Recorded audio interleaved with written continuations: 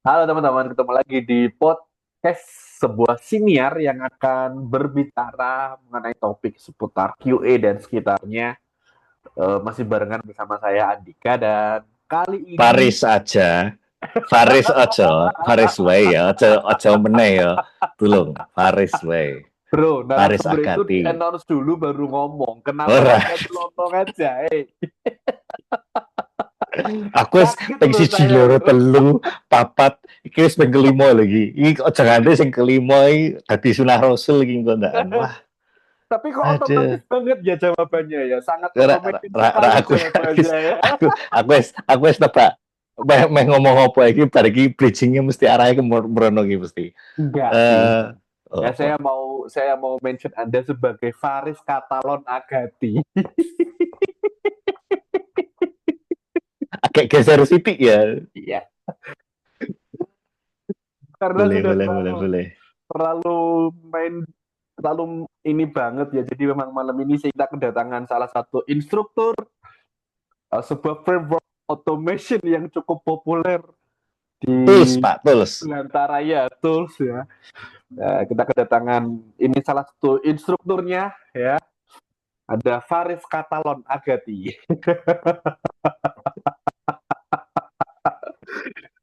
Gimana Mas Katalon udah Mas Katalon.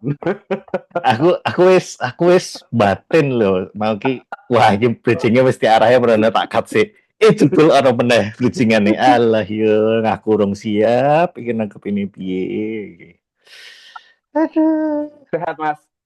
Alhamdulillah sehat, Ini Mas. yang kelima kalinya kita ngobrol ya tentang topik UA. Mhm. Dan episode kali ini kita memang sedikit agak ke tengah ya, karena dari kemarin kita minggir tepi-tepian ya. Hari ini kita mungkin sedikit bicara teknis dan basic tuh yang nggak advance banget sih, tapi at least kita pengen ngobrol sedikit lebih dalam ya tentang hal yang sifatnya teknis, yaitu ngomongin automation atau test automation. Kita mulai dari pertanyaan basic. Kenapa Anda memilih terjun sebagai instruktur Katalon? Simple, tapi jawabannya ya sakjane simple, Mas. Aku bisanya dan pedenya waktu awal baru itu. Baru itu. Baru itu. Dan Dan sampai sekarang. kebetulan OTW nambah lagi sih teks-teks OTW yang aku lagi dalemin. Kalau Oke. di luar itu sebenarnya yang aku lagi belajar dan praktekin juga itu di Playwright sekarang pakai TypeScript. Playwright. Ya, ya, ya, ya. Sebuah framework yang mulai familiar di banyak hal gitu ya. Di dunia Mhm. automation. Sebuah framework dengan basic JavaScript. Pendekatannya cukup familiar dengan Selenium. Buat teman-teman yang udah pernah pegang Selenium dan saya press main ke Playwright itu udah kayak cuman ganti bahasa. Kurang lebih simpelnya gitu. Tapi nanti kita akan deep dive lebih dalam. Sebelum itu, aku mau narik ke belakang dulu deh, biar orang-orang ini nggak gampang nanti ngomong kayak opo sih, kok toko-toko ono katalon, ono playwright, ono selenium, ono saya press, kayak ngomong kayak opo sih gitu ya, biar nggak terlalu roaming, kita tarik dulu ke belakang ya. Pertanyaan pertama akan lebih saya sederhanakan lagi, sebenarnya automation itu apa sih Mas? Oke. Nah, ini kalau automation itu sebenarnya adalah suatu cara atau pendekatan untuk membuat otomasi dari suatu hal. Ini Hmm. terlepas apapun ya. Jadi kita nggak ngomongin testing aja, tetapi automation itu bisa macam-macam. Hmm. Nah, jadi proses yang sebelumnya itu dilakukan secara manual, interaksi manual, input manual, dan lain sebagainya, itu dibuat menjadi secara otomatis. Oke. Nah, untuk otomatis itu sendiri ada berbagai macam. Gimana caranya membuat menjadi otomatis? Jadi Hmm. ada istilahnya trigger. Trigger ini adalah pemicu untuk menjalankan otomatisnya. Hmm. Nah, trigger ini bisa berupa set jadwal, bisa berupa karena pemicu dari suatu hal yang lain, terus Hmm. bikin proses itu ke trigger atau terpancing untuk menjalankan suatu perintah lain, dan lain sebagainya. Hmm. Macam-macam lah itu. Tapi itu automation in general kalau kita ngomongin itu. Oke. Hmm. Terus kalau automation secara umum di QA itu seperti apa? Nah, kalau automation di QA yang paling umum atau yang paling familiar itu kita di testingnya yang paling umum. Ya, terlepas sebenarnya ada banyak lagi yang kalau di era sekarang, di era AI ini banyak banget sih sebenarnya di luar sana. Tetapi yang paling umum itu kita automationnya itu yang paling umum dipakai adalah test automation. Nah, Test automation. Nah, test apa itu test automation. automation? Nah, ini pertanyaan sepele tapi fundamental banget buat teman-teman yang pernah belajar sama aku tentang test Hmm. automation ini. Aku bahasa simpelnya gini, test automation itu adalah membuat tesmu atau pengujianmu, cara pengujiannya yang Hmm. awalnya itu manual, itu dibikin otomatis. Oh, Gitu testing yang doang tadinya aslinya. manual dibikin otomatis. Jadi misal nih, kita ngetes login, Hmm. kita ngisi kolom email, kolom password, tahu-tahu Nah, ngeklik. Itu kan kalau manual.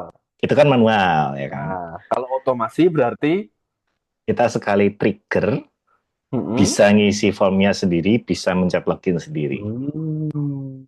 Gitu konsepnya. Usernya gerak sendiri ya. Gerak sendiri. Oh, jadi kayak Magic tahu-tahu, wah, sekeren itu ya. sekeren itu. Sekeren itu. Nah, buat teman-teman yang nggak kebayang, bayangin aja dulu. Pokoknya intinya gimana ceritanya. Ada aplikasi bergerak sendiri, skenario jalan sendiri, tahu-tahu seorang tester dapat reportnya. Kurang lebih kayak gitu ya, bro. Bener, bener. Bahasa Oke. simpelnya kayak gitu. Tapi pertanyaannya jadi gini sih. Perlu nggak sih seorang QA itu bisa automation? Nah, oke. Kalau ya di era sekarang, menurutku akan sangat direkomendasikan untuk bisa Hmm, menguasai automation ini. kurang di recommended. Sangat direkomendasikan. Kenapa? Karena ya realistis aja sih. Di beberapa eh, call kita waktu lalu itu aku Mhm. nyebutin tentang kita untuk testing segala macam skenario yang banyak banget itu kayaknya kalau dilakukan Hmm. secara manual itu sesuatu yang agak nggak mungkin. Let's say contoh kamu punya ada 100.000 test cases misalnya. Kue kon ngetes 100.000 test cases butuh waktu piro? No, ibaratnya. Oke. Nah, ya, perumpamaan Oke. sebelumnya kayak gitu. Itu manual satu orang. Nah, karena ketika kamu bisa membuat test automation, itu artinya kamu bisa mempersiapkan dulu, Hmm. mempersiapkan dalam bentuk script ya, script yang kemudian ketika kamu eksekusi, ketika kamu human interventionnya nge-trigger sekali, tes, maka dia bisa menjalankan tergantung dari skala mesinnya juga. Kamu Hmm. tergantung konfigurasi dan settingan teknisnya ya. Intinya kamu bisa menjalankan contoh 10 testing secara bersamaan dalam satu waktu yang sama. Sampai segitunya. Nah, maka maka disinilah banyak perusahaan di era sekarang QA buat bisa tes automation itu udah kayak makanan wajib ibaratnya. Makanya kalau kamu kalau sorry kita lihat realita di lapangan aja ya, Hmm. info-info lowongan dan segala macam pasti rata-rata Ya, ya, ya, bilang ya. optional but preferably Ya, having betul, experience on test betul, automation and so on. betul, betul, betul. Kayak gitu. Betul. Saya juga pernah ngalami dan setiap kali interview sekarang ditanyain bisa automation apa, bahkan ada diminta untuk menyertakan code dan sebagainya dan bersambagainya dan walaupun pada akhirnya waktu di lapangan kepake nggak kepake gitu ya, tapi misalnya perusahaan minta ini bisa nunjukin nggak sesuatu atau automation atau bikin script yang berkaitan dengan ya. Nah, jadi ada pertanyaan tambahan sebelum kita lebih jauh ngomongin automationnya. Kalau jadi QA tapi nggak bisa automation, taunya manual tok bloko, gimana mas? Kira-kira mas? Uh, Menurutku ya dengan tren di 2025 ini saat kita merecord ini ya konteksnya. menurutku kok agak kayak agak gimana ya, agak apa ya istilahnya, kalau bisa dibilang aneh tapi nggak aneh sih, tapi Enggak aneh. perumpamaannya gini sih, sumber daya informasi dan pengetahuanmu itu tuh luas banget opsinya Mm-mm. ya. Kalau dibandingin aku tarik lagi ke zaman aku berkarir awal 8 tahunan yang lalu lah ibaratnya, Mm-mm. sumber daya informasi, referensi Ah, terkait test automation atau automation itu sendiri itu sangat terbatas mesian, apalagi di Indonesia. Wah sekarang hmm, wah bludak, namanya bootcamp juga ada banyak banget ya kan. Jadi betul. aksesmu udah banyak banget lah pilihannya. Mau yang Artinya ya itulah intinya kamu nggak ada bisa, alasan ya nggak buat ada nggak alasan untuk nggak bisa deh nggak ada menurutku. alasan untuk ya. Tergantung kamunya aja Sepakat gitu. sih, sepakat sih. Hmm. Sebagai orang yang lama nggak belajar jadi aduh, aduh, Kena aduh, ya, kena ya, kena ya. nah bro, Aduh, lama nggak belajar. Saya akuin saya lama nggak belajar, tapi oke lah ya. Hiatus Pak, saya setahun ini hiatus Pak, beneran Pak. waduh. Oke, ya udahlah ya. Tapi sebenarnya kamu belajar automation, tadi kan diminta belajar lah belajar. Selain softnya udah banyak, sebenarnya gampang nggak sih belajar automation? Hmm, relatif sih memang. Relatif, tetapi kamu punya banyak opsi sebenarnya kalau di zaman Hmm. sekarang. Contoh kamu Hmm. bisa aja belajar sama pakai AI ibaratnya. Gimana Oh, sih? Tanya aja caranya buat belajar automation pakai framework apa, you name it. Playwright lah, Selenium lah, Cypress oke. lah, Appium lah, terserah ya. Hmm. Itu kamu tinggal bagaimana caranya belajar tentang ini, automation apa, ya udah ikutin aja step by stepnya. Dan yang penting learning by doing kalau menurut aku. Bentar, ngomong-ngomongin framework. Nah, betul. Sebelum ke topik yang mau aku tanyain, ngomong-ngomongin Hmm, framework. hmm, Kita perlu ngejar frameworknya. Misalkan katakanlah, let's say, sekarang dunia kerja tuh yang lagi banyak diminati, let's say katakanlah robot framework, karena lagi ngetren bahasa Python. Robot framework Python banget nih, orang-orang pada banyak pakai Python gitu. Kita harus ngikut permintaan pasar itu, atau let's say, oh iya gampang katalon aja ya, tapi nggak banyak yang minta, atau gimana, atau kita harus pelajari semuanya lah, yang penting tahu dulu gitu, cuma tahu kulit gitu, menurutmu bro? Wah, ini seru nih. Biasanya kalau dilemanya pemula terutama ya, yang baru Iya. belajar awal-awal di QA terus Heeh. ngebet Heeh. ngebet banget deh Ngebet, pengen aku belajar pengen kudu automation. punya portofolio dulu deh gitu kan. Padahal manual testingnya masih pelabrakan ya kan. Waduh, tipsnya dari aku gini sih. Ini dari pengalamanku pribadi mengenai belajar apa namanya test automation ya. Jadi kalau caraku itu dan saranku sendiri itu adalah mulailah belajar dengan framework atau apapun yang menurut kamu nyaman. Oke. Goalnya adalah kamu nyaman dan ngerti dulu konsepnya. Let's say kalau kamu ternyata dulu di kuliah misalnya ya, dulu di kuliah kamu belajar pakai Java. Oh Java, seneng aku pakai Java gitu toh. Ada nggak sih automation pakai Java? Oh banyak. Bisa Banyak. pakai Playwright. Playwright ada yang Java juga. Oh, ada yang Java ya. Ada. Terus habis itu bisa Selenium Java, Selenium bisa jelas. Appium Java, ya APU. kan. Kalau API nanti ada juga REST Assured juga Java. Oh iya, rasio. Nah, ya Ya. udah, kamu mulai aja dulu dari apa yang kamu rasa kamu kira-kira oh ini aku nyamannya di bahasa ini nih atau di Hmm. strukturnya yang kayak gini nih ibaratnya. Mulai aja dulu, mulai Hmm. praktekin learning by doing. Poinnya di situ ya, mulai Poinnya tetap di aja situ. dulu ya. Heeh, Masalah gitu. apa, bagaimana, seperti apa, yang penting dimulai dulu ya. Mulai dulu aja. Mulai Nanti dulu aja. sampai nanti ketika kamu mulai menemukan suatu masalah ya Oh, dalam bahasa atau framework yang kamu pakai. Nah, itu hmm. coba dicari workaround-nya. Jadi kamu Oke, solving oke, oke, solving oke. lagi case by case. Itu Biasanya, memang learning by doing sih memang. biasanya kalau kalau bicara UI, mana nih yang kompatibel buat kanvas nih, ngotomasi kanvas nih gimana nih gitu.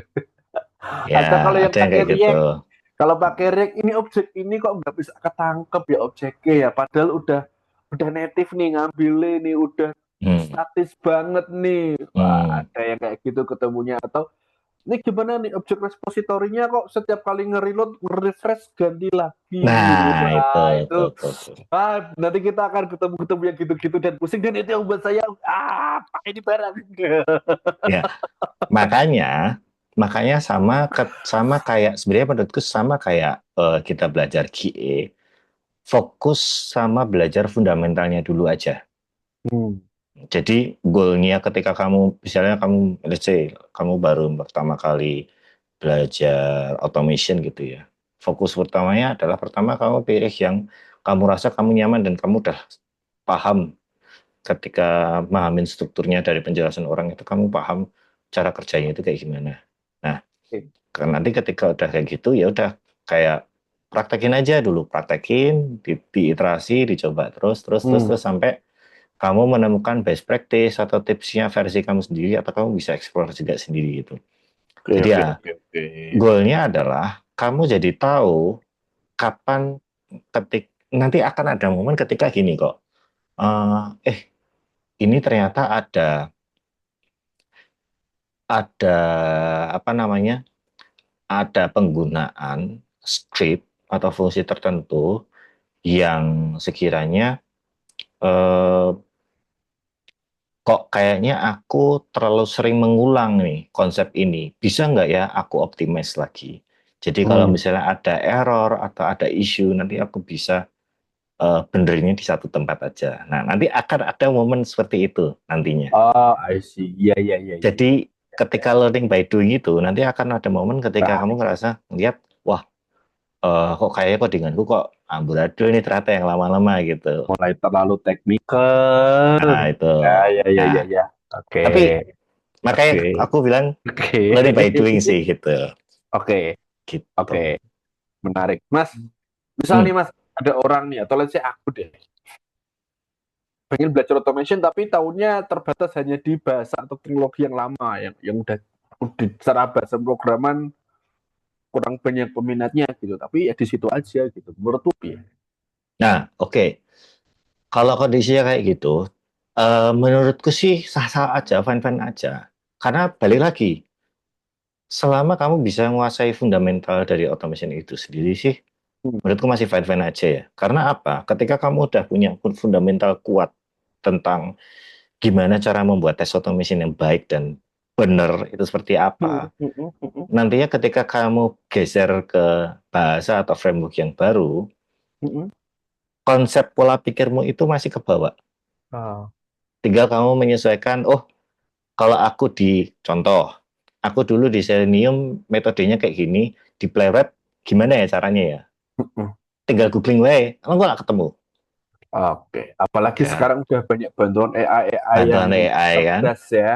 Nah, itu juga Hmm. bisa jadi buat referensi juga gitu berarti buat kamu belajar dari situ. Ya, ya, ya. Kuncinya Ingat satu, teman-teman, ingat fundamental. ingat teman-teman, kita sudah hidup di zaman robot dekat dengan manusia tuh hari ini ya teman-teman ya. Makin kesini Hmm. robotnya makin pintar lagi ya. Hmm. Jadi kayak kemarin kita udah bahas ya di salah satu topik, kita bicara kalau kita mau tetap bisa bertahan ya udah kolaborasi aja gitu. Karena kita nggak bisa lagi denial, nggak kok. Kita lebih cerdas dari mereka, which siapa salah.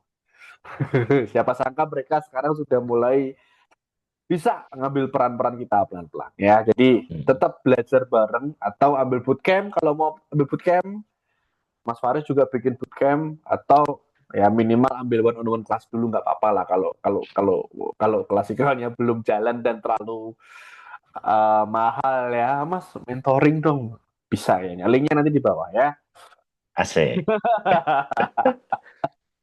Nah, ini ini ada beberapa istilah-istilah yang mungkin banyak didiskusikan tapi terkadang penggunaannya tidak tepat.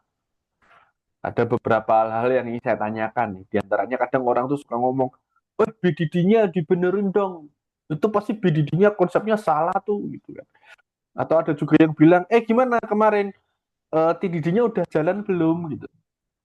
Ah, TDD apa? DDT Pak. Ya pokoknya itulah yang ada titik DDD-nya itulah pokoknya lah gitu. Kalau di Yang kantor ada orang nganu orang itunya lah udah itu pusing, pokoknya. udah pusing. Ya itulah yang ada titik didi itulah gitu kan. Padahal ini kan teknis banget ya, tapi maksudnya yang mana nih Pak maksudnya Pak? Ya itulah gitu. Udah pokoknya kirim aja reportnya gitu ujung-ujungnya. Dianuin lah itunya ya kan. Itu ya dianuin lah pokoknya nanti ya. Itunya diaduin Nanti lah ya. nanti biar bisa diginiin terus nganunya diituin. Wih, Gitu. makin mantap ya. Oke, itu apa sih Mas sebenarnya? Itu istilah-istilah untuk mempermudah kata aja atau memang sebenarnya itu secara konsep apa gitu Mas? Oke, disclaimer nih, mungkin kalau aku nyeplos ternyata salah ya, aku memang mungkin belum begitu jago juga atau belum begitu Nah, pinter juga ya. Tapi yang aku pahami dan sepanjang yang aku pelajari, tadi nyebutnya BDD, TDD ya. TDD, Kita dua dulu ya. oke, Satu lagi ya Pak. data DDD. driven Oh, driven testing. DDT ya. Oke. Iya. Jadi sebenarnya dari yang disebut di antara tiga itu, sebenarnya dua ini merupakan sebuah proses atau konsep dari cara kerja ya. Kalau yang BDD sama TDD itu. Kalau yang satunya itu DDD itu namanya data driven testing. Jadi pengujian berdasarkan data. Itu lebih ke Hmm. teknis cara pendekatan pengujiannya gitu. Nah, aku mau scoping dulu konteksnya antara BDD sama TDD dulu ya. Keduanya ini sebenarnya dia adalah kalau dari namanya behavior driven development. Ya. Yang artinya pembuatan pembuatan apa? Pembuatan aplikasi ya kan. Pembuatan yang didasarkan dari perilaku atau behavior dari requirement-nya gitu atau user-nya gitu. Nah, Hmm. itu BDD. Jadi sebenarnya kalau BDD ini ya kayak gitu. Terus kalau TDD itu apa? TDD itu adalah pembuatan aplikasi yang driven itu berdasarkan tes. Jadi pembuatan aplikasi yang berdasarkan dari suatu tes. Jadi ada dua hal yang berbeda di sini. Yang satu berdasarkan behavior atau perilaku. Yang Mhm. kedua adalah perspektif dari pengujiannya. Jadi dua hal ini itu sebenarnya adalah proses suatu penyebutan untuk proses pembuatan aplikasi. Oh, Nah, kita dua hal ini dulu ya. Nah, tetapi implementasinya gimana nih? Ini agak rada teknis juga ya. Um, jadi kalau BDD ini sebenarnya seringkali banyak yang disalahgunakan atau salah persepsikan gitu ya. Ada yang nyebut kita developmentnya pakai pendekatannya pakai BDD aja yuk gitu. Tapi ternyata setelah ditelusuri timnya pada nggak ada yang tahu BDD itu sebenarnya apa gitu. Taunya itu loh yang pakai bahasa Gherkin Gherkin gitu loh. Nah, ya kan. Gherkin ini opo ya kan. Gherkin itu kayak simpelnya kalau teman-teman cari tahu tentang pembuatan eh, test case. Sebenarnya bukan test case. Aku mau ngomong test case tapi nggak boleh sebenarnya. Karena BDD itu bukan test case. Jadi BDD itu kalau teman-teman misalnya pernah melihat ada istilah-istilah given bla bla bla, hmm. when bla bla bla, then bla bla bla, and bla bla bla dan seterusnya. Mhm. Itu yang given, when, then dan segala macamnya itu sebenarnya bukan BDD, tetapi itu bahasa Gherkin. Yes. Nah, itu dua hal yang berbeda. Sebenarnya nanti jadi nyampur juga gitu. Tetapi Sorry, sorry. dari yang pemahamanku itu sih.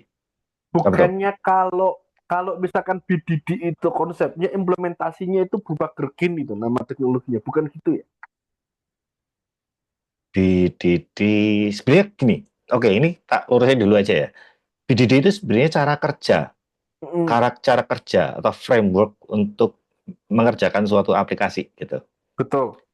Nah, penggunaan bahasa yang menjelaskan cara kerjanya itu pakai bahasa Gherkin, Nah, itu maksud aku. ya kan? Oke, Hmm. kira sepemahaman, sepemikiran ya di sini ya. Nah, sayangnya banyak yang menyangka BDD ini dibikin oleh si QA, padahal nggak tepat. Harusnya BDD ini didrive oleh stakeholder utamanya. Jadi dalam BDD itu ada setidaknya ada 3 stakeholder utama. Pertama biasanya dari orang produk atau tim bisnis, yang kedua dari tim development, developer, programmer dan sebagainya. Yang satunya adalah testernya. Nah, ini apa istilahnya Mbien Ki? Ada istilahnya namanya Three Amigos.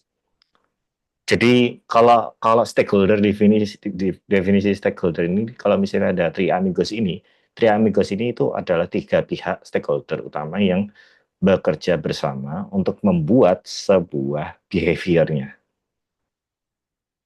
Bekerja bersama membuat behaviornya. Oke. Jadi Hmm. kalau misalnya dibilang QA-nya yang bikin BDD, menurutku nggak pas. Karena ya berarti nggak sinkron aja gitu. Kalau misalnya orang produknya bikin, ya memang idealnya memang di drive oleh orang produk atau orang bisnisnya, menurutku. Tetapi nanti kemudian di-share lagi perspektif lain dari tim, entah itu developer, entah itu dari QA, yang kemudian yang BDD yang awalnya bentuknya beberapa potong aja, tetapi jadi berkembang nantinya. Oke, oke, oke. Nah, Sebentar, sebentar. Aku potong tuh, dulu. Berarti yang harusnya bikin gerkinya tadi itu tim produk ya? ya, di drive Tim dari dia produk dan dulu. tim developernya. Developer atau QA sih. Jadi yang ngedrive utamanya, sepemahamanku ya, Oh, itu dari produk main dulu. main skenario tim produk. Mm-mm. Main skenario nya tim produk nih. Uh-uh. Main skenario acceptance-nya seperti apa sampai Nah, beberapa acceptance-nya. failure Bener, case-nya, bener. beberapa apa ya, beberapa opsi lainnya. Nah, kemudian begitu dilempar ke proses development, tim QA ngembangin kira-kira ada possibility apa lagi nih yang Bener. bercabang gitu ya, berarti ya. Hmm. Kayak gitu teman-teman. Kurang lebih konsepnya gitu tuh. Biasanya kalau materi ini aku bahas di materi test case development sih, cuman aku nggak pakai Gherkin biasanya kalau pas ngebahas ini. Aku pakai yang klasik gitu. Tapi ini Nah, jadi nangkep nih, jadi nangkep. nah, Oh ternyata gitu idealnya. nah, tadi kata kamu menyinggung tentang test case juga, aku mau ngebahas ini juga ya. Hmm. Kenapa aku bilang tadi sempat keceplosan juga intinya, eh, kalau BDD itu bukan sebuah test case. Hmm. Jadi Oh iya, memang iya, jadi bukan, iya betul. BDD Dia itu bukan bukan sebuah test test case, case. Nah, tetapi jadi, tetapi, iya Mas Andika silakan. Kalau share ah POV-mu, iya, males. Tidak nyambung kan yes, lucu. Tapi sebenarnya sebuah skenario ya kalau aku bilang. Tapi bukan. agak aneh kalau nggak boleh disebut test case. Nanti kita boleh berdebat di sini sekali-kali lah, Nah, debat konsep Pak Popo. hmm, Hmm, agak aneh dan janggal kalau aku ngerasa ini nggak boleh disebut test case. Karena memang sebenarnya ini adalah sebuah case atau sebuah skenario yang sifatnya menguji case ini masuk nggak sih? Gitu. Kan ada syaratnya nih, ketika hmm, user ngelakuin ini, lalu user ngelakuin ini dengan kondisi seperti ini, then-nya ini terpenuhnya apa enggak? Nah, pengujiannya kan di situ sebenarnya. Ketika acceptance-nya masuk, oke, ini masuk ke kategori verified atau pass gitu. Nah, kalau enggak, berarti ini failed. hmm, Boleh dibilang oke ini skenario, boleh dibilang ini flow, atau boleh dibilang acceptance criteria, whatever is it. Tapi kalau ini tidak boleh dibilang test case, aku ngajak kita berdiskusi lebih dalam tentang ini. Itu point hmm, of view-ku sih, Mas. hmm. Jadi, jadi gini, kalau menurut yang aku pelajari juga ya, sebenarnya BDD ini sebenarnya harusnya bukan sebuah test case. Bahkan kalau nggak salah, kalau aku pernah lihat ada artikelnya salah satu foundernya yang membuat framework BDD ini, gitu ya. Mm-mm. BDD ini sebenarnya sebuah framework, Pak. Jadi bukan test case atau apa ya, tetapi Mm-mm. kerangka cara berpikir dari tiga pihak stakeholder. Jadi media lah, media atau cara menghubungkan antara tiga stakeholder itu yang ibaratnya orang produk cara berkomunikasinya dengan bahasa produk, orang dev berkomunikasinya dengan bahasa teknisnya orang dev. Sedangkan kalau QA cara menjelaskannya ya berdasarkan test case misalnya, Mm-mm. ya. Mm. BDD ini sebenarnya framework yang menghubungkan antara ketiga itu. Oh, itu Framework, kenapa? Itu kenapa bahasa Greek ini nanti bisa diturun ke banyak hal. benar. Oh, I see. Mau buat dijadiin test case atas skenario bisa. Dev bikin itu jadi skenario alur Acting. definition-nya mereka bisa. Mhm. Orang produk mengkonversikan itu menjadi suatu aspek bisnis dan segala macamnya, use case-nya dari user bisa. Jadi Hmm. BDD itu adalah sebuah framework sebenarnya. Oke, oke, nangkep sih. Tuh. Nangkep sih. Oh, kenapa nggak perlu Nah, dibilang test case? Karena turunan dari sini nanti baru disebut test case. iya, bisa. Oh, Tapi ya kurang lebih gitu sih bahasa kurang simpelnya ya. lebih gitu. Dan Hmm. dari situ juga nanti bisa turun jadi script automation. Nah, itu sebenarnya itu tuh semacam jembatannya aja, Pak. Media Hmm. jembatannya. Hmm. Jadi saya dia yo. Hmm. Ketika kamu di timnya itu implementasi pakai BDD atau Gherkin Hmm. itu tadi, maka kamu punya suatu hmm, acceptance step-nya atau Hmm. langkahnya yang secara umum dijelaskan dalam suatu eh, deklarasi gitu lah. Deklarasi di dalam bahasa Gherkinnya. Hmm. Duh, bahasaku dur banget ya. Aku mikir cara menyederhanakannya angel ya, Pak. Jadi intinya gitu ya. Ya aku sambil terus wae ya. Kalau bisa tak sederhanakan nanti tak sederhanakan deh mungkin lain waktu ya. Tapi intinya em, dari Gherkin itu kemudian dia diterjemahkan menjadi suatu eh, tahapan-tahapan yang lebih teknis lagi dari Hmm. test automation-nya. Karena kalau misalnya eh, apa namanya penulisan pun itu juga nanti ada dua jenis loh Pak. Kalau kamu pelajari lebih lanjut ya. Hmm. Ini juga BDD itu cara penulisannya, penulisan Gherkin itu ada dua jenis secara umum. Yang pertama imperatif, yang kedua deklaratif. Wah, ini Wah, aku anjay. setelah mempelajari BDD toh Pak, akhirnya aku enek dan nggak mau pakai BDD karena terlalu rumit, terlalu jelimet dan ternyata aku ngelihat di realitas di lapangan di industri nggak banyak orang yang beneran paham sama BDD itu sendiri sih ternyata. Jadi kayak BDD-nya seolah-olah dianggap sesimpel sebagai sebuah test case.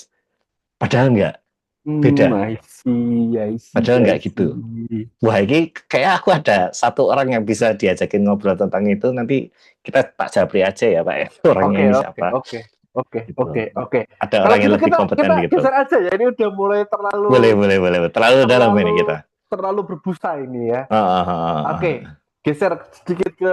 Nah, tadi kan dirimu sempat mention di awal ada behavior driven development dan test driven development. Nah, ini. Nah, yang test driven development ini seperti apa ini? Nah, itu kayak namanya. Pembuatannya aplikasinya, pembuatan softwarenya itu sendiri, itu Mm-mm. berdasarkan dari perspektif pengujian. Mm. Jadi kamu bikin test case-nya dulu, terus kamu Mm-mm. bikin fitur berdasarkan test case itu. Ah. Simpelnya gitu. Hmm. Hmm. Jelibet. Oke. Enggak Atau sih, aku lagi lebih mind blowing. kebayang ada ya yang beneran pakai metode ini ya. Berarti Ada. QA-nya harus kuat nih, QA-nya ini. Bener. Sorry. Antara, Tak ralat dikit. Sebenarnya ini nggak cuman QA, Pak, harusnya. oh, I Dev-nya see. juga. Unit testingnya harus rapat ya. Exactly. Nggak cuman Berarti unit jaring, test. Jadi dari jaring, dev itu jaring, sendiri juga udah harus kuat. Daring cara pengamannya pengujian. udah dari sebelum deployment ya ini ya ibaratnya ya. Bener, bener. Malah Oh, idealnya dalam tanda petik ya, itu diuji sendiri sama cara berpikirnya si dev. oh. Saya Nah, jadi kalau ngomongin nangkep, saya jadi nangkep kenapa salah satu materi yang ada di bootcamp pembelajaran pemrograman itu ada namanya Babel ya. Babel itu sebuah frameworknya atau komponennya Node.js yang dipakai untuk ngelakuin testing. Jadi sometimes developer itu ketika selesai ngoding mereka nggak ngetes gitu, mereka cuma bikin list of skenario yang mereka coba di situ, mereka running, sebenarnya jalan apa enggak? Oh jalan ya udah beres gitu. Salah satu dari pengamannya di situ berarti ya, kurang lebih gitu, sebelum dilempar ke tester. gitu. Hmm. Ya buat teman-teman ya yang tetap pusing dengan test driven development nggak apa-apa. Gak Makan apa-apa. aja dulu mentah-mentah ya karena ini memang bukan bootcamp, bukan kelas kita sharing aja. Kita ngobrol aja kan. Karena kalau Ngobrol balon ini cangkruan kayak nih. tadi, wah bentar nih, nggak siap Iya. nih bos. Ya, kui, wah itu saat itu lagi, ya kan? Oke, nah yang nggak kalah menarik ini juga salah satu temennya automation nih yang nggak boleh ditinggal. Ada namanya data driven testing. Ini sih Wah, harusnya cukup familiar ya buat tester automation ya. Kalau mereka bilang, wah aku otomasi mas, tapi nggak pernah pakai gitu-gituan ya, mohon maaf, mungkin Anda bikin tapi nggak tahu itu apa yang Anda bikin. ya, bisa jadi. Apa ini mas sebenarnya? Makanan apa ini mas? Oke, kita ngomongin dari bahasa dulu aja kali ya. Data driven testing. Dibalik Hah? wae. Oh Kan iya. DDT kan? Iya, iya, Data iya, driven iya, iya, testing. iya. Dibalik wae poso walian ya kan. Testing itu pengujian, driven itu berdasarkan data. Ya wis data. Hmm. Pengujian berdasarkan data. Wis ngono wae. Nah, tapi terapannya kayak gimana? Terapannya gimana? Terapannya gini. Jadi ketika kita ngomongin di tes tactical, di test automation, pembuatan test automation, Hmm. em, jenis informasi atau data yang kita uji ketika kita melakukan pengujian aplikasi itu kan bisa beragam. Hmm. Ya, contoh simple kayak kita punya 5 macam role ibaratnya. 5 macam Ah, role ya kan. lima admin macam satu, role, admin admin dua, satu, admin admin dua, dan tiga. seterusnya, user ya, gitu kan. Nah, tetapi alur dari login dan segala macam itu kurang lebih misal contohnya sama. Tetapi di Hmm, dalamnya nanti akan ada percabangan yang berbeda di dalamnya. Nah, betul. data driven testing ini intinya adalah kamu bisa membuat satu skenario atau satu test script ya, Hmm. yang dia bisa didaur ulang atau digunakan ulang di Hmm. berbagai macam data. Ah. Karena apa? Karena apa?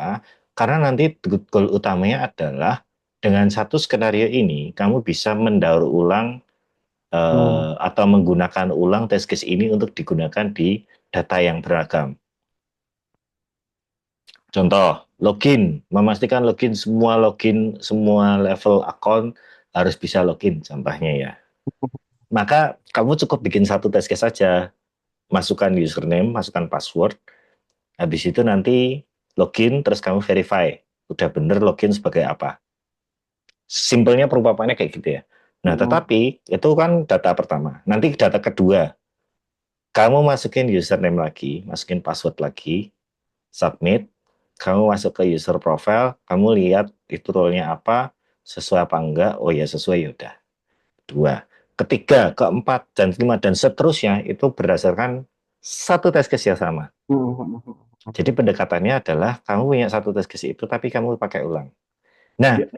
teknik atau tipsnya, triknya adalah, kuncinya adalah dari informasi yang kamu gunakan untuk parameternya. Ada istilah teknisnya namanya parameterization. Jadi, Parameterization. atau biasa juga nyebutnya kayak pembuatan variabel mungkin. Ya, ya, ya, ya, ya. Pokoknya googling dewe ya bahasannya opo. Aku jujur tipikal orang yang belajar dari hutan rimba, ilmu hutan rimba. Jadi aku kurang begitu ngeh bahasa teknis keilmuan, tapi konsepnya kayak gitulah ibaratnya. Jadi kamu misalnya Hmm. contoh, instead of kamu contohnya di bagian input username itu adalah andika@gmail.com misalnya, terus Mm-mm. passwordnya abcd123 gitu, atau admin123 misalnya ya kan, itu kamu rubah menjadi username Ya, aja. ya. Username-nya diisi dengan value username. Passwordnya diisi dengan value password. Nah, nanti konsepnya dari dua itu nanti akan dapetin data dari sumber data macam-macam ya. Ada yang pakai CSV, ada yang bentuknya pakai JSON, ada yang pakai Excel, whatever Hmm. itu macam-macam lah. Tergantung tools dan framework-nya juga gitu. Sehingga apa? Intinya tetap sama. Kamu punya satu test case, tapi kamu punya beragam kombinasi yang bisa kamu daur ulang itu sih konsepnya. Gitu Mas. Jadi Oke, makanya aku oke, bilang oke, tadi oke. ini di antara tiga ini, dua itu adalah konsep atau framework dari pembuatan aplikasi. Terus yang Hmm. terakhir yang DDT ini adalah teknis dari implementasi teknis pada eh, pembuatan test script-nya gitu ibaratnya.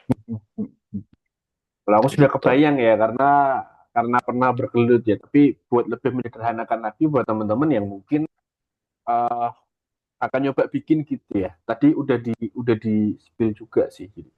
Instead of teman-teman nulis secara statis gitu ya, sorry, secara statis nama username-nya gitu ya, let's say Faris gitu ya.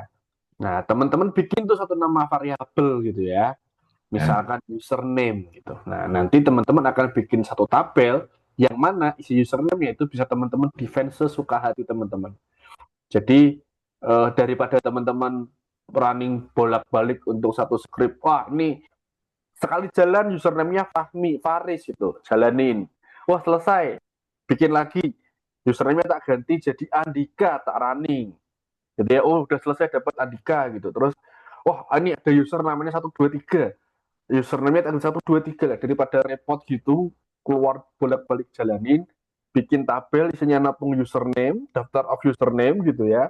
Nah, nama-nama yang nanti akan dimunculkan itu dibuat satu variabel username, tempelin tuh ke tempat tadi teman-teman nampung nilai-nilai itu. Udah, dan itu berlaku benar. untuk semua eh, apa ya, nilai-nilai yang akan diinputkan ke dalam aplikasi. Bisa password, tanggal lahir, email, whatever lah, sesuai dengan kebutuhan testingnya. Kurang lebih kayak gitu ya, Betul. Bro ya? Betul sekali. Gitu ya. Lebih Kalau tetap detailnya, lebih tetap detailnya pusing, teman-teman bisa aja cari mm, aja di YouTube data driven testing with nama frameworkmu. Wis, nah, mesti ada wis. atau kalau Simpelnya itu. pengen belajar lewat Postman bisa kontak di Telegram di bawah ini ya. Wih, Kita akan le. terapkan testing itu data driven testing di Postman. Nah, ini ada Telegram di bawah, nanti bisa one on one nanti ya. Nah, wah berarti automation itu powerful itu ya, Bro.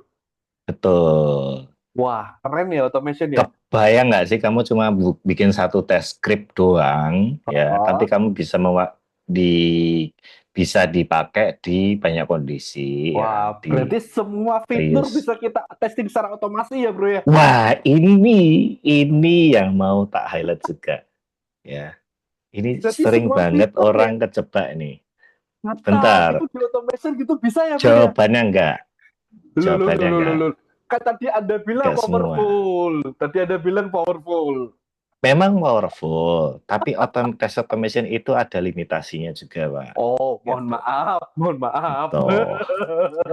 Tidak semua. Nah, ini juga aku juga sering juga kok di grup ISKA atau di komunitas di mentoringku segala macam itu ada sering sering kok ini pertanyaan ini muncul.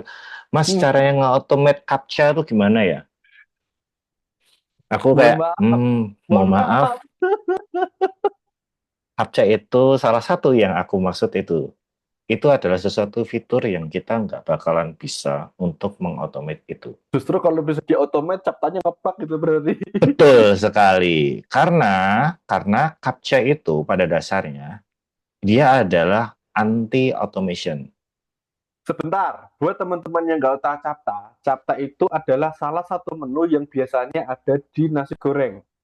Nasi goreng, mie goreng, dan capcak kuah, capcak goreng. Itu kan maksudnya. Capcay itu mas. Oh, salah.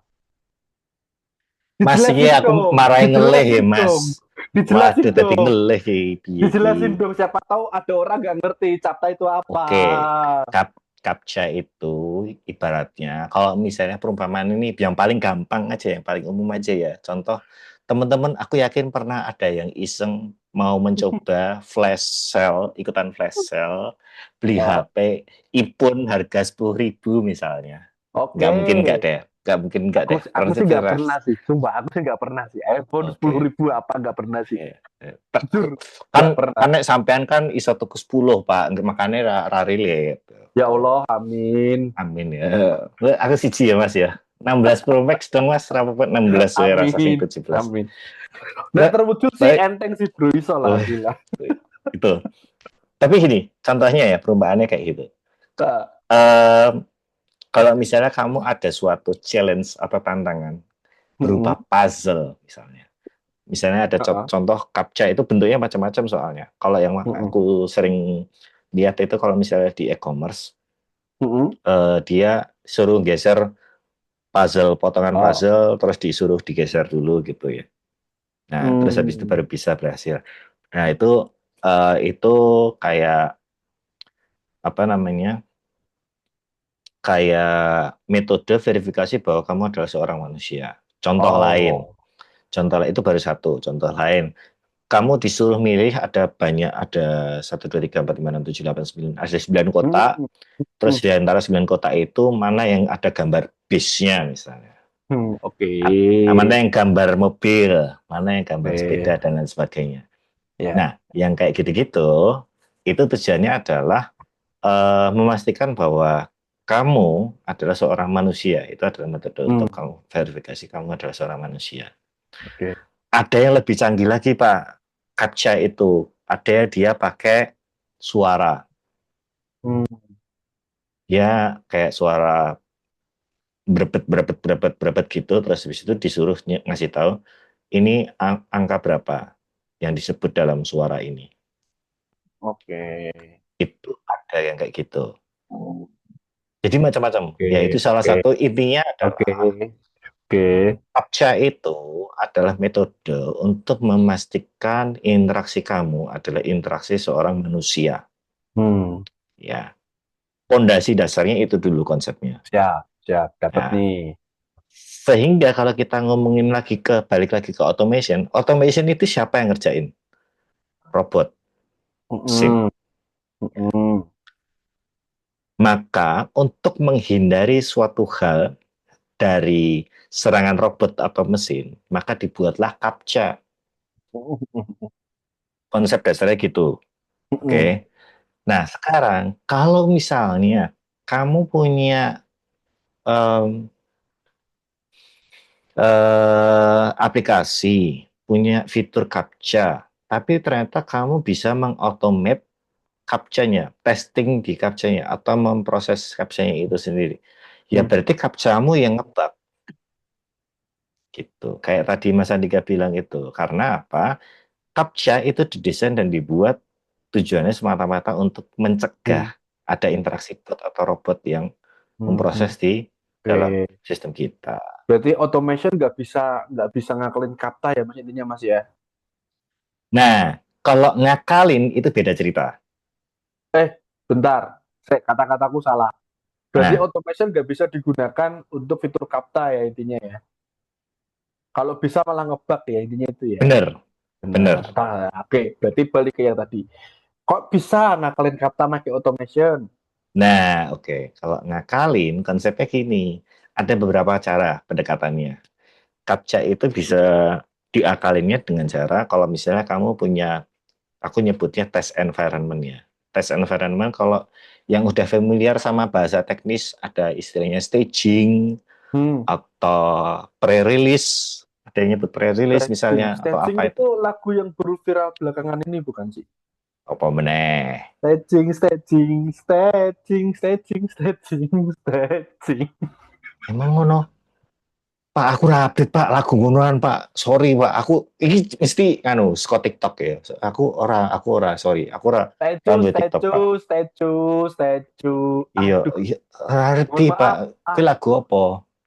Gini ya teman-teman ya, memang orang-orang seperti Mas Faris ini YouTube-nya itu daging semua isinya. Jadi tidak ada konten-konten sampah yang mengisi otak itu Enggak, nggak ada enggak, teman-teman. enggak, enggak, enggak, enggak, enggak, Jadi enggak. saya pernah gojekan, saya yakin Mas Faris ini nggak tahu dulu pernah satu masa viral namanya goyang dribble. Saya yakin dia nggak tahu. Tahu, Saya yakin dia nggak kenal siapa itu mereka. Oke, tahu. kita lanjut aja ke yang penting ya. Jadi tadi sampai mana tadi Mas? Jujur Staging aku lali sampai kan environment. stretching. Jadi Tes sampai environment. environment, tes Nah, environment. kamu bisa caranya kalau ngakalin captcha itu tadi, itu dengan cara captcha-nya itu dihilangin dulu di tes environment aja.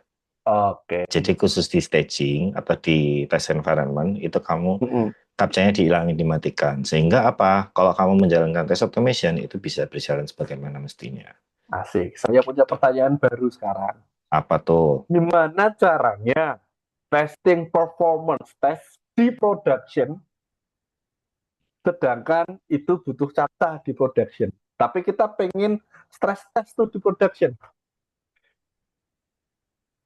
Menarik sih ini. Menurutku, kita ngomongin apa nih? Performance test. Iya, performance test. Kalau Performance performance test. test umumnya konteksnya dulu. Performance test kalau yang dites adalah server atau service-nya, berarti harusnya pakai API kan? Betul, Ya nggak? Nah, betul. berarti gini aja, kolaborasi sama dev, bikin routing khusus, jalur khusus. Hmm, Nah, itu juga cara ngakalin API, cara ngakalin juga sebenarnya. sebentar, itu bisa mas. Tapi kalau konteksnya kita pengen nge-hit request dari depan, dia kuat tampung berapa banyak, kekuatan UI-nya kan tetap lewat situ. Hah? Aku radong konteksnya. Contoh proses check out tiket. Dekat, Tiket deh, ketahuan banget nih ujungnya kemana nih. Payout deh, payout, payout, payout something deh, check out something deh. payment lah. Payment lah, payment deh kita check out. Des. Mm. Berapa sih kemampuannya si UI ini buat nge-response request atau nge-send request ke server. Hmm. Sedangkan sebelum proses nge-set itu ada capta. Tapi di production kita pengen tahu nih. Se, menurutku itu bisa di flagging ya, kalau nggak salah ya, setanggal pemahamanku ya. Kayak Di flagging flagging, gimana kayak tuh? kayak ada penandanya aja sih Pak.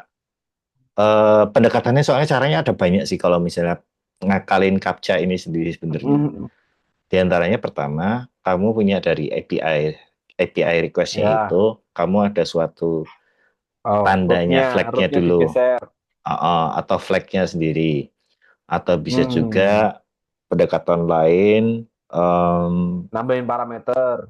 parameter. Parameter juga beberapa macam cara. Di antaranya yang paling Ya, simpel ya, adalah nandain dari usernya. User yang bisa, dipakai buat transaksi payment itu siapa? Dicek. bisa. Oh, kalau usernya ini user testing, ada polanya untuk si testing gitu ya ibaratnya. Misal, oh ya, uh, akunnya ternyata ada, misalnya ini aku sebut merek, sorry ya. Misalnya kamu di aplikasi Tokopedia misalnya.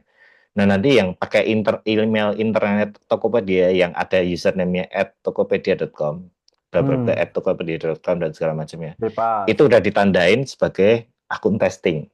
Nah, Hmm. ketika akun testing itu dia adalah sebuah akun testing, maka captcha-nya itu akan diabaikan. Itu bisa. Wah, kayak Pak caranya sebenarnya kalau ngomongin ngakalin ya, gitu. Berarti tetap harus tektokan sama tim teknik ya, nggak bisa pure Pastinya, tektok ya. nggak mungkin nggak. Atau pakai root parameter. Biasanya paling Nah, gampang kalau di API ada tambahan parameterize tuh bisa lewat nambahin debug, nambahin bisa, tester, nambahin bisa, apa, bisa. bisa banget. Tuh ya. Jadi intinya teman-teman banyak cara lah ya untuk ngelakuin testing. Tinggal teman-teman baik-baik aja lah sama tim developernya ya, biar dibantu Hmm, secara teknikal ya. Wah, betul. amal topik kali ini cukup lumayan. Memang saya niatkan ini teknikal sih diskusinya sih. Hmm, menurutmu hal penting apa sih yang nggak boleh di bypass dari sebuah automation script? Ini nggak boleh Hah? banget nih di bypass nih. Sorry, sorry. Kita bikin script nih. Ah, ah. Kalau pakai Catalan, pakai Cypress, buka aplikasi A, facebook.com. Ini Hmm. rata-rata orang kalau bikin bikin apa ya, bikin script challenge di perusahaan gitu, rata-rata masukin root ke facebook.com gitu, masukin password, masukin Hmm. email, klik login, capture, selesai gitu. Itu Nah, udah ini. script automation dong. Oh, oke, oke, oke, oke, oke. Aku Udah tahu selesai arahnya dong nih. script saya dong. Tidak, Aman dong. Weh, tidak, tidak. kan sudah Tunggu, masukin tunggu, nih. Bentar tuh. Kan tunggu. udah masuk Iya. nih. Mm-mm. Password keisi ya kan. Mm-mm. Mm-mm. Username keisi dong. Mm-mm. Klik berhasil, dreng masuk ke halaman login dashboard. Yes. Mm-mm. Jalan dong script saya dong. Iya, jalan Oh, bener. selesai dong. Aman dong. Itu bisa kalau kamu konteksnya adalah sebuah script automation. Beda Lah iya. cerita. Lah iya kan kita Bentar, bentar, ngomongin bentar, itu. bentar. Bentar. Itu benar kalau misalnya konteksnya adalah kamu ngomongin itu automation. Hmm. Kalau kita ngomonginnya perspektifnya sebagai seorang QA, Hmm. ingat, kalau kita perspektifnya sebagai seorang QA, kita bikinnya yang namanya apa? Test automation. Ya. Oh, beda ya. Beda. Oh, Nah, beda. kalau ini aku jelasin dulu nih. Ini soalnya sering banget loh, bahkan sering terjadi di perusahaan-perusahaan korporat gede. Aku suka Ah, geleng-geleng nemuin kasus kayak gini. Mirip kayak kamu bilang tadi. hmm. Kan aku udah bisa input username, password, submit, kan udah selesai login berhasil ya, udah kan Mas. Hmm. Pertanyaannya satu, ketika kamu melakukan pengujian secara manual, emang kamu cuman input username, password, login, terus gitu aja? Ya iya. Harusnya enggak. Lah, Ada satu aspek yang kita mungkin nggak sadar bahwa ada satu cara berpikir kita sebagai seorang tester, apa tuh? yaitu namanya verification atau assertion. Hmm. Nah, verification atau assertion itu apa? Konsepnya kamu ketika udah melakukan suatu interaksi tombol login, tik, maka sebenarnya dalam berpikirmu adalah kamu sedang memverifikasi interaksi output akhirnya, yaitu apakah kamu bisa berhasil login atau tidak. Oke. Nah, ya, jadi proses berpikir seperti itu yang suka banget orang itu suka kelupaan atau luput bikin di dalam skripnya. Nah, pertanyaannya lah, apakah itu em, wajib untuk kita bikin? Wah ya jelas dong. Karena artinya apa? Artinya kita memerintahkan mesinnya untuk melakukan verifikasi, Hmm. ya, bahwa kita udah beneran login. Nah, definisi udah beneran login itu kayak apa? Ini banyak kita terjemahan nih. Pertama, apakah kamu bisa di-redirect ke halaman yang benar? Satu itu. Kedua, apakah yang login itu akunnya benar? Hmm. Sepele loh, ini tapi kejadian. Kue login iso, tapi jebul begitu masuk user profile itu akunmu. Akun yang wong liya. Lah ya Oh, wassalamualaikum. oke. Oke, oke, Makanya oke, itu oke, jadi oke. bug harusnya, Oke, oke, ya. oke, oke. Dan menurutku ini yang apa ya, sering banget disepelein dan dilupain, terutama buat pemula. Enggak, sorry, aku bisa nyablak, bahkan ada loh yang udah expert pengalaman di QA automation 3 tahun berturut-turut ngegawe test automation, tapi dia orang ini, aku nggak sebut nama ya, dia masih berpikiran, wah aku bikinnya kayak gini aja. Mungkin Mohon lupa, maaf, mungkin enggak, lupa. enggak begitu aku, soalnya dia pengakuan akhirnya orang Hmm. ini. Hmm. Dia tak tak jelasin konsep tes automation yang benar itu kayak gimana, dia baru menyadari, oh mas berarti selama ini yang aku lakuin itu namanya automation 2. Iya dong. Aku bahkan punya bahasa sendiri untuk yang kayak gini nih. Aku nyebutnya sebagai click automation. Bener dong. Kamu cuma ngeklik, selesai, ya udah. Tapi yang kamu verifikasi apa? Yang kamu cek apa? Nggak ada, ya udah. Oke, Ya udah, oke, click automation oke, jenenge. oke, Bukan oke, test automation itu namanya. oke, oke, interesting. Ya kan? Gitu. Nah, makanya prinsip yang aku selalu tekankan bahkan tiap kali aku mentoring itu adalah salah satunya adalah itu assertion itu mutlak, verification itu mutlak. Karena apa? Kamu sebagai seorang QA itu pasti ada proses yang namanya verifikasi, walaupun itu di Hmm. dalam alam sadar, bawah alam sadarmu. Secara nggak langsung kamu pasti harus melakukan. Ini aku login pakai akunnya Andika, ya. Mhm. Nanti masuk ke user profile namanya Andika, bener nggak? Hmm. Sesepele itu, ya sesepele itu. Tapi Hmm. script test automation itu nggak bisa berasumsi kalau nggak kamu perintahin. Betul. Ya. Kalau kamu nggak perintahin untuk, ayo kamu masuk ke halaman user profile, cek namanya Andika juga apa bukan. Kalau kamu nggak kasih perintah itu, ya dia nggak akan ngecek. Gitu. Sama halnya kayak case-case lain kayak transaction misalnya. Oh iya, Mhm. kamu nambahin Mhm. barang ke dalam shopping cart misalnya. Ya jumlahnya berapa yang kamu tambahin? Ya kamu cek masuk apa enggak. Oh ternyata aku nambahinnya 1, ternyata masuknya 100 ya. Bug enggak kayak gitu? Kan bug kayak gitu. Ya tergantung requirement-nya sih, konteksnya kayak gimana. Siapa tahu nambah chartnya sekali langsung input itemnya jadi 100. Ada soalnya Bisa, kayak gitu. bisa, Bisa bisa, kan, tergantung bisa. requirement. Nah, Ya, balik ya. lagi. Yang tahu bener apa enggak requirement-nya seperti apa ya kamu, Hmm. testernya. Gitu. Yang kamu uji apa? Goal-nya dari Mhm. pengujianmu apa? Gitu. Ini nih yang Hmm. ini sering banget kejadian sih Pak, yang aku Interesting. temuin dari itu, dari ngajari selama ini. Dan terlihat kamu gemes banget sama hal ini ya. Gemes Kelihatan banget banget. emosimu, gemes Uh, banget. dari dedor Aku Pak, asli nih Pak. aku merasa bahwa marah-marah nih barusan ini. Dar Pak, soalnya Dar, dar, saking dar. saking aduh, saking ya ampun gitu ibaratnya. Kayak Tapi gini ya ya aja udah, nih. bukan bukan bukan gini aja, tetapi ini tuh basic konsep gitu loh, Penting basic sih, lebih konsep. ke penting sih, lebih ya Penting basic banget sih. gitu. Karena kalau nggak kamu melakukan proses verifikasi ya apa yang kamu Itu lakukan namanya? kayak istilahnya eh kamu ngelakuin sesuatu yang panjang tapi justru hal pentingnya kamu lewatin ya ibaratnya kalau Nah, asumsinya nggak ada ya. heeh, Percuma jatuhnya ya. mm-mm, Oke, oke, oke, oke. Ya, itu ya itu teman-teman ya. Jadi sekali lagi kita nggak akan bahas lebih dalam ya. Asal itu gimana mas nulisnya mas tergantung kamu mau ke framework apa gitu ya. Gitu kita nggak betul, bahas di sini. Tapi betul. approach-nya adalah yang namanya automation testing itu harus ada tuh yang namanya assertion. Assertion itu apa? Assertion itu adalah proses verifikasi apakah goals testingnya itu udah tercapai atau belum. Untuk Benar. nge-define kalau di test case true false-nya itu udah masuk belum sih? Pass or fail-nya itu udah terjawab belum sih? Nah, seperti itu assertion ya. Tapi Mm-mm. kalau teknisnya Mas, caranya gimana? Ya itu ya teman-teman Beda-beda langsung caranya cari macam-macam. cari framework yang Tiap pengen teman-teman framework. pelajarin, teman-teman cari, teman pelajarin baru teman-teman nanti tangkap oh ini ya.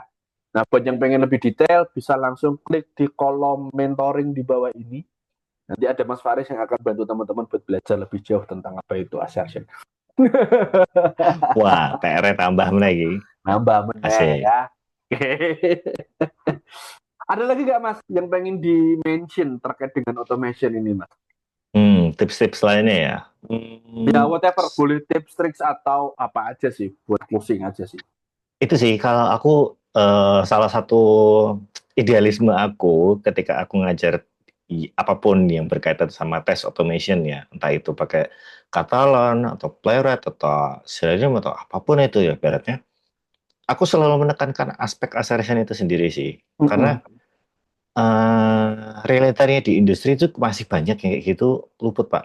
Bahkan Banyak, aku banyak Pak, bahkan banyak. bikin Banyak, banyak Pak. Walaupun kamu entah itu perusahaan skala besar, Ah, plat merah lah, plat hijau, plat biru, tetap ada aja hmm, yang oke. begitu. Gitu.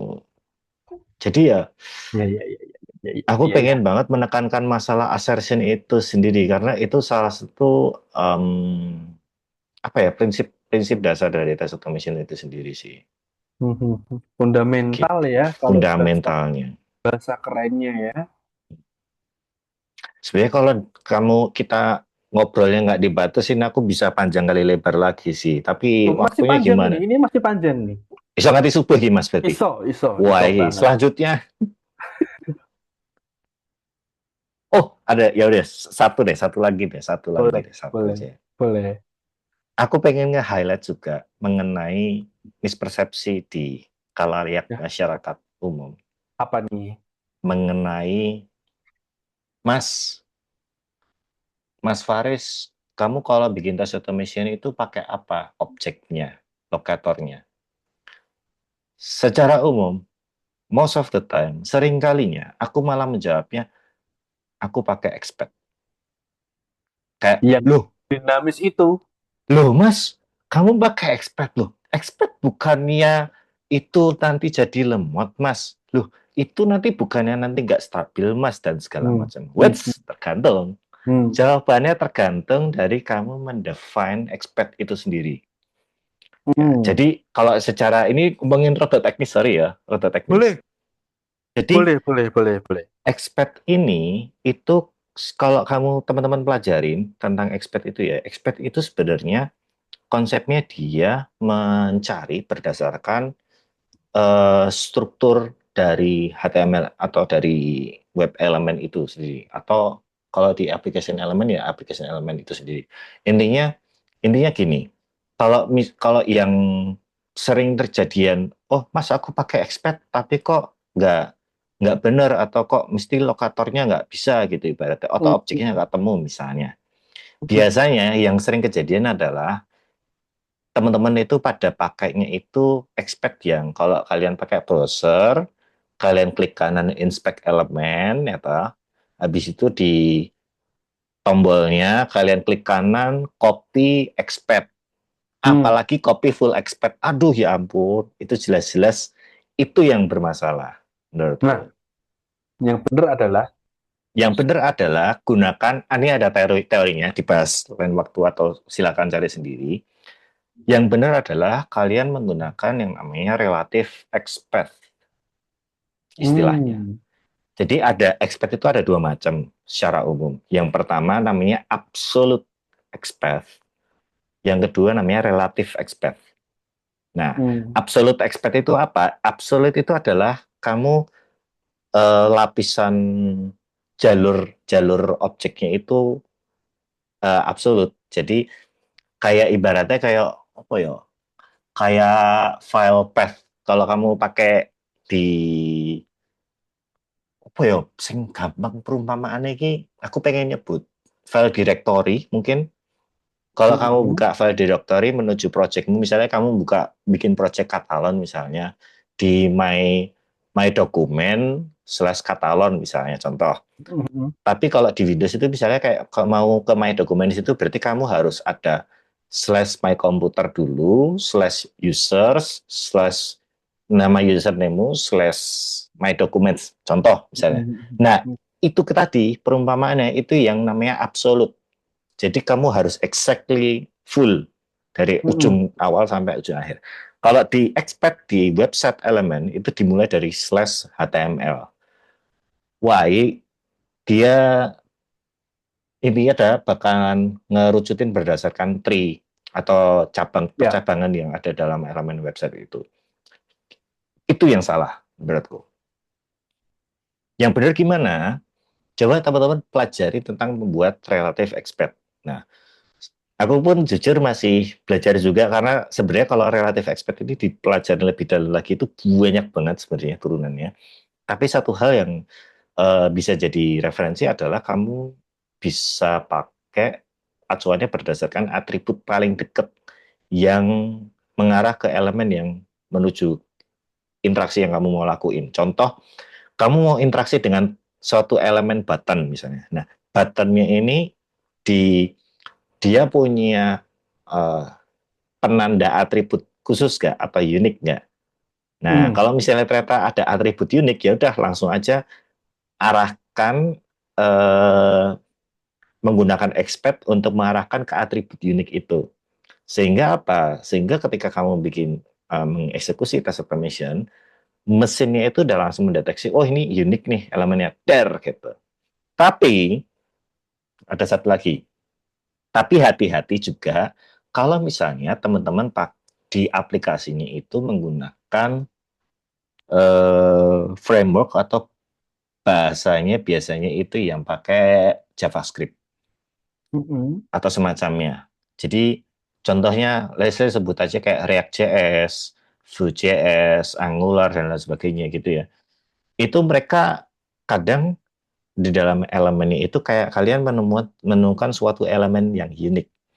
Tapi padahal elemen unik tadi itu sebenarnya adalah aku nyebutnya kelas yang random. Ya, Itu yang harusnya itu juga jangan kalian jadikan acuan sebagai eh, locator. repository lokatornya gitu. Jadi instead of itu mintalah sama devnya untuk bikin locator yang unik.